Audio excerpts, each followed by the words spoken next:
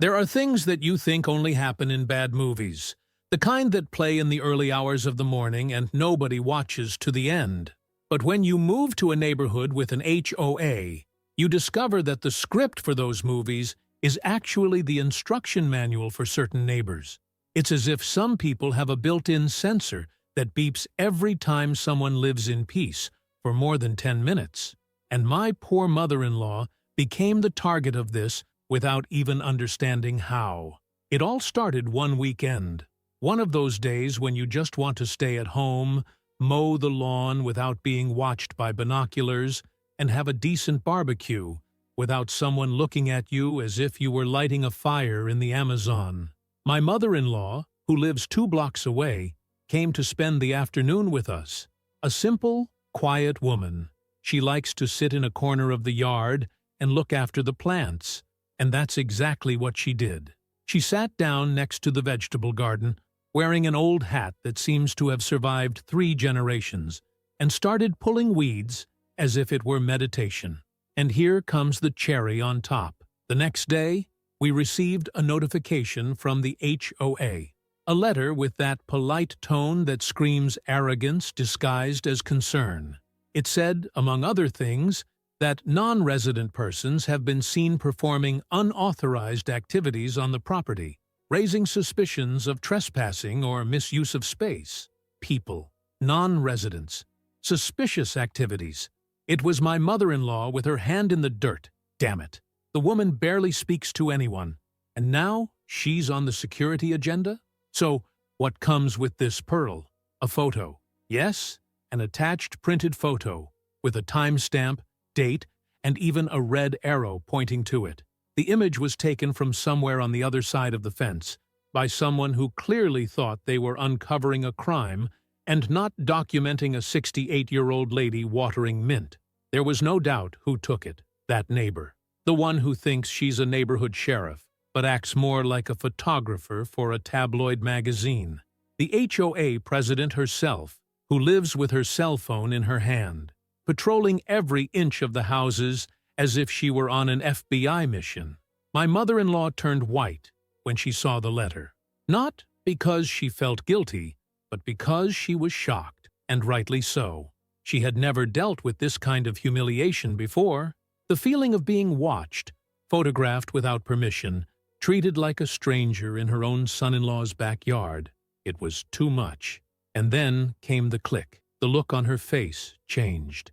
Anyone who knows my mother-in-law knows, when she gets too quiet, it's because she's going to do something big. The next day, she showed up with an envelope in her hand and a smile that was scary. All she said was, "I've spoken to a lawyer," and I swear I felt a chill. That woman who spends more time in her garden than in front of the television had decided to sue the HOA, not just for invasion of privacy, but for defamation. And from what she explained to me, the lawyer saw enough basis for it. The news spread fast. First as gossip, of course. The neighbors whispered as they watered their plants, as if they had just discovered a state secret. The president of the HOA, who until then had been puffing out her chest and keeping her nose in the clouds, began to change her tune. She stopped moving around so much. She began to avoid eye contact. But the damage had already been done, because it wasn't just a question of a photo. It was what it represented. A neighborhood where a lady is watched while she tends to her vegetable garden. A place where an association has the audacity to print an image taken on the sly and use it as evidence against someone who just wanted to spend time in peace. The woman thought she was so above the rules that she forgot that the law of the land is still worth more than her gardening regulations. The good part?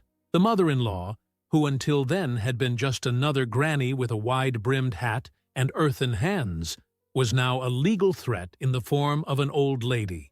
And she wasn't bluffing. The lawsuit was filed in less than a week, with a dossier that included the photo, the letter from the HOA, and even testimonies from neighbors who confirmed having seen the president prowling around the property with her cell phone in hand. And that was the turning point, because what was just another piece of backyard gossip began to smell like a legal scandal. and no one there was prepared for what lay ahead. Because my mother-in-law, she may be quiet, but when she decides to act, she takes everything to the end. The woman who was once just a shadow lurking behind the curtains became the official target of a civil lawsuit, and that didn't sit well with her ego. For the first few days, she pretended it wasn't about her. She continued to walk around the neighborhood with that posture of being the boss of everything, her shoulders raised as if she were on parade and not trying to control the imminent fall of her own arrogance. But it only took the first legal notice to knock on her door for her posture to wither like a plant forgotten in the sun. The HOA was in an uproar. It was the first time, as far as the old-timers were concerned, that an outsider had threatened the structure that this woman defended so much. A structure made up of control, fear, and a list of rules so long that it seemed to have been written by someone with OCD, too much free time, and an accumulated hatred of happy neighbors. Only this time, the tables were turned. Because the mother-in-law she had despised, the one who spent her life watering rose bushes and making chamomile tea, was now with a lawyer who knew how to use words like a knife, and not just any lawyer. The guy was young, sharp, and seemed to take special pleasure in dismantling the arrogance of people like her. He started digging through the HOA's bylaws, asked for the association's security camera records, investigated the internal community safety procedures, and found a plate full of irregularities. The best part? The HOA was not legally allowed to record images from inside private property without explicit authorization, and the photo of my mother-in-law, zoomed in on her face and everything, had been taken from inside the president's own office, a discreet little window with a direct view of our backyard.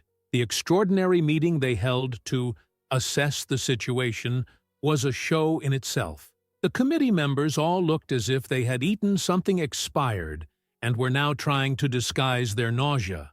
They didn't know whether to defend the president or jump ship to save their own skin.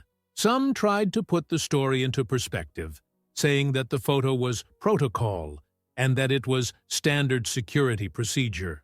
But when my mother-in-law's lawyer presented the camera record that showed the woman taking the picture hidden behind the curtain, with the time and date stamped on it, the mood turned. The abuse of power was so obvious that any argument seemed like a bad joke. And if there's one thing overbearing people hate more than being contradicted, it's being exposed. The woman started acting like she was the victim in the story. She said she was being persecuted, that the community was turning against her out of envy, and that it was all part of a coordinated attempt to demoralize her. The classic script of someone who can't bear to see their own mask slip. But what she didn't expect was that her mother-in-law, this seemingly harmless lady, was the type who keeps everything. Old notes, copies of letters, even date-stamped messages from the HOA. We discovered that it wasn't the first time this neighbor had crossed the line of authority. There were records of other families being notified for absurd infractions, like a dog that barked after hours, or a lawn chair that disharmonized the visual pattern of the community. But nobody ever had the courage to react. Or maybe they didn't know how. Now they did. And the neighborhood began to turn the tables. People who had previously been silent at HOA meetings began to speak up. Whispered comments became full-blown outbursts. We found out that she used her position to intimidate anyone who disagreed with her, that she made up rules up in her head just to pressure neighbors, and that she had appropriated association funds to renovate the garage at her house. That hit like a bombshell. And that's where the juiciest part comes in. My mother-in-law's lawsuit opened the door to a parallel investigation into administrative misconduct. In less than 3 weeks, what started with a photo became a reputation-crushing snowball. The woman went from HOA president to a toxic figure, and the members themselves began to consider a forced resignation. But she resisted. Like a good egomaniac, she thought that everything was temporary, that all she had to do was stand her ground, and the neighbors would soon forget. But nobody did, least of all my mother-in-law, who had the blood in her eyes and the will to go all the way. When her lawyer formalized the lawsuit, asking for compensation for moral damages, invasion of privacy, and improper use of an image without authorization, the woman found herself cornered. She had nowhere to run. And that's when, for the first time, she stopped pretending to be in control. Because when the judge scheduled the preliminary hearing, and she understood that she could really lose more than just her position in the association, she began to falter. Her steps became slower, her smile more forced, and her authoritative tone turned into a whisper. And by then, it was too late. Her mother-in-law was calm, confident, and had all her exam papers organized in colorful folders, as if she were presenting a science paper. And me, honestly, I just watched. Because when a woman who has spent her life dealing with garden pests decides to treat a human pest, there is no weed that can escape. The woman tried to negotiate. That's when it got even more interesting. When the process started to gain weight, she finally realized that she was sitting on a powder keg. Because it's one thing to go around warning people about crooked fences and colored curtains. Another is sitting in front of a judge and having to explain why the hell you took a photo of an old woman sitting in someone else's yard, using it as criminal material. From then on, pride began to crack. The first attempt at a settlement came through an intermediary. One of the HOA committee members, all sweaty and looking like he didn't want to be there, knocked on my door to have a friendly chat.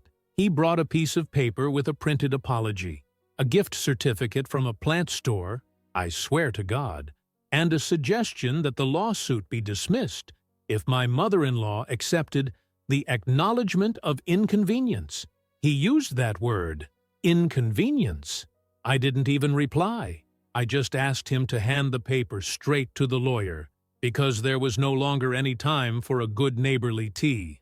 But they insisted. Over the next few weeks, the woman emailed, called, and even left a note in the mailbox with the phrase, "We don't need to destroy everything over a misunderstanding." A misunderstanding, as if it were a supermarket accident, like picking up the wrong trolley. Except that the trolley, in this case, was an invasion of privacy, a clear violation of personal space, and an abuse of power by those who think they are above the law. But what she really wanted was to avoid what lay ahead. The preliminary hearing where the evidence and opening arguments would be presented. Because that, my friend, was the point of no return. And my mother-in-law was prepared as if for war. She arrived in the courtroom with the posture of someone who had already won. Calm, elegant, hair tied back. That big bag she always carried, but this time stuffed with documents and records. And, above all, with the tranquility of someone who knew she was right. On the other side, the president of the HOA looked like someone else. Her clothes were too sober for someone who always wore a flowery blazer and a gold brooch.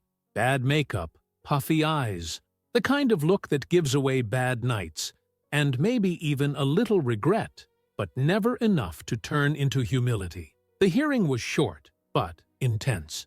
The judge listened to the arguments, looked at the photo, analyzed the origin of the image, and frowned in a way that left no doubt. This was serious. My mother-in-law's lawyer presented the dossier with the entire history of the abuse. It wasn't just the image. It was the context, the letter, the public use of its contents, the humiliation it caused a woman who wasn't even part of the neighborhood disputes. That was pure abuse disguised as community zeal. The HOA, represented by a nervous and clearly unprepared lawyer, tried to deflect the focus. It said that it was an isolated mistake, that the intention was never to offend, and that there was an excess of zeal. All he had to say was that the president was a charitable soul, dedicated to the greater good. But the judge didn't buy it. He asked for silence, read the complaint again, and said, in no uncertain terms, that this did constitute an invasion of privacy and that there were clear elements to open the full process. It was at that moment that the woman collapsed. Literally, she pulled the lawyer aside and whispered desperately. They asked for a 10-minute recess. When they returned, Her lawyer asked for a new deadline to present a settlement. It was like watching a balloon deflate in the middle of court. The woman who loved to impose rules was now begging for a way out of them. At the end of that week, her lawyer presented a settlement proposal that seemed like a joke. Money, of course, a symbolic amount, a formal apology, this time written by herself, and an item that nobody expected, the transfer of the property. Yes, the house. The woman put the house as part of the deal. It sounds absurd, but it wasn't. The HOA's investigation was already uncovering other administrative problems, and she knew that if she continued, she would not only lose the case, but also run the risk of facing criminal charges for other actions. My mother-in-law? She accepted with the calm of someone who knew she had won long before that moment. And I swear, it wasn't about the money or the house. It was the respect, the feeling that, for the first time, someone had shown this woman that she didn't own the neighborhood, that you don't go around pointing fingers, taking photos, and humiliating others as if you lived in a modern fiefdom. And when she signed the transfer papers, the HOA president, former president now, left the room without saying a word. The house, the one where she controlled every flower planted and every light fixture turned on, had a new owner. And this owner? She planted mint in the yard again, but this time with a smile on her face, without anyone taking hidden pictures. The story ended the way no one expected, especially her. The woman who ran HOA meetings as if she owned the neighborhood, who handed out warnings like a pamphlet at a traffic light, was now living somewhere else, far away, and carrying on her back the shame of having lost everything because she couldn't control her own ego. Her house, now officially my mother-in-law's, had undergone a silent transformation that was delightful to watch. No demolition or ostentation, no signs saying, "Here lives the new queen." On the contrary, everything was subtle. First came the paint, a brighter color, without the rigidity of that pale palette that the HOA loved to impose. Then there were the vases, big, colorful, full of flowers that didn't follow any pattern, and precisely because of that, they attracted attention. And then, little by little, the neighborhood began to understand. That house had changed not only its owner, but also its soul. And how ironic, the people who passed by the house the most were the very people who used to be afraid of it. Neighbors who never looked me in the eye now stopped to chat with my mother-in-law. They came over with cake, plant cuttings, sincere compliments, and even to vent. Because when tyranny goes, the air becomes lighter. People look at each other again without tension. It's as if the neighborhood has taken off a tight shoe after years. Of course, not everyone celebrated. There were a couple or three who still carried the rancor of the old administration. People who preferred the neighborhood to be quiet, with no children running around, no dogs barking, no people hanging clothes on the line. But even these, over time, withered away.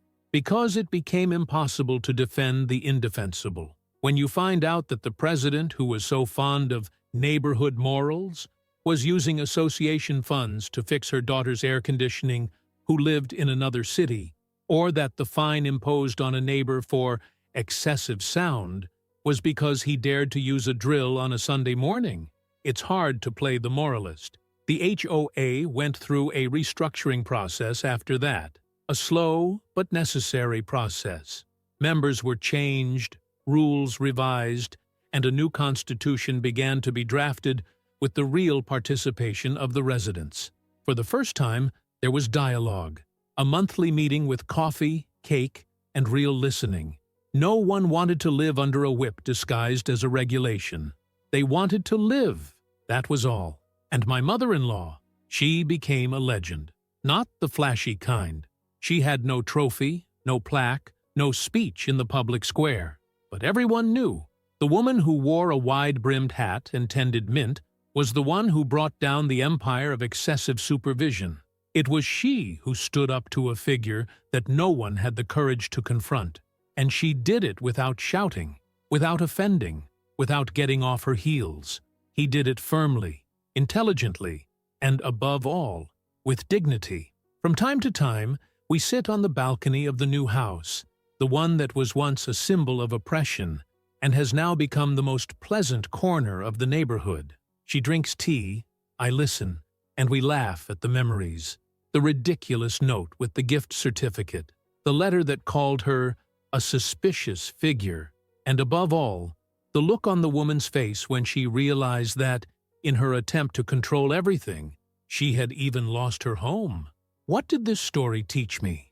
That it doesn't matter how loud someone speaks, how many rules they make, or how many meetings they chair. Anyone who abuses power will eventually fall, and sometimes they fall badly. Because when justice decides to pay a visit, it doesn't clap its hands. It goes in, takes the boss's chair away from the table, and hands it to the person who deserves it. In this case, a lady with calloused hands, who only wanted peace, but ended up planting revolution. And look, no house has ever had such a beautiful garden. Not because of the flowers, but because of everything they mean now. Don't forget to leave your like and comment below.